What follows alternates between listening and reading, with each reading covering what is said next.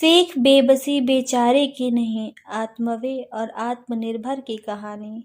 Mummy, क्या शादी के बाद हर लड़की की तरह मेरे लिए भी मायका पराया हो जाएगा? रुहासी होती हुई सुनिधि बोली। बेटा, नए जीवन का स्वागत खुले दिल और दिमाग से करना। मुझे भरोसा है कि तुम अपनी समझदारी विवेक से सब अच्छे से संभाल लोगी। पर कुछ भी हो, ये मत भूलना कि हम हमेशा की तरह तुम्हारे साथ हैं।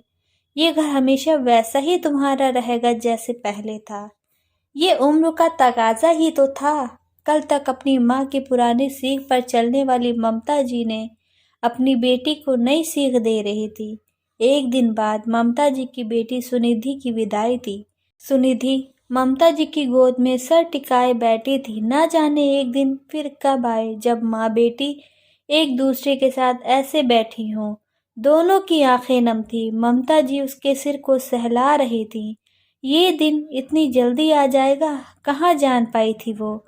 मानो कल की ही बात हो जब उसकी छोटी सी सुनिधि की खिलखिलाहट से पूरा घर गूंज उठता था।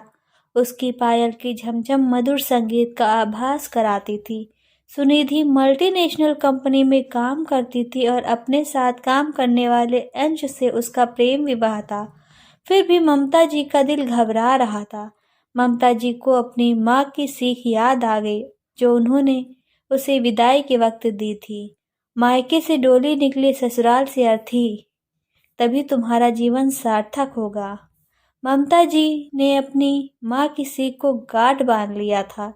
तभी तो अपने पति के दिए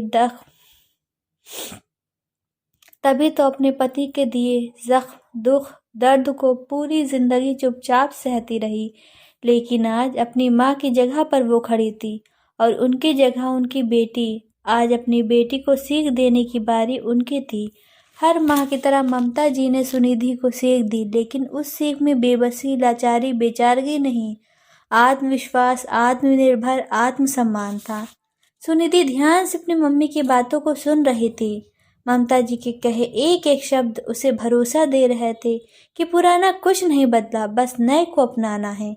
दोस्तों, ऐसी सीख बदलनी ही चाहिए जो बेटियों को दुख के सिवाय कुछ न दे, उनके सपने ख्वाहिशें को भुलाने पर विवश कर दे। माता पिता को अपनी बेटियों को विश्वास दिलाना चाहिए, चाहे जैसी परिस्थिति हो वो हमेशा उसके साथ है। अगर आपको हमारी ये कहानी थोड़ी सी भी अच्छी लगी हो तो हमारे चैनल को सब्सक्राइब ज़रूर करें और हमारी इस वीडियो को लाइक और जितना हो सके उतना शेयर करें।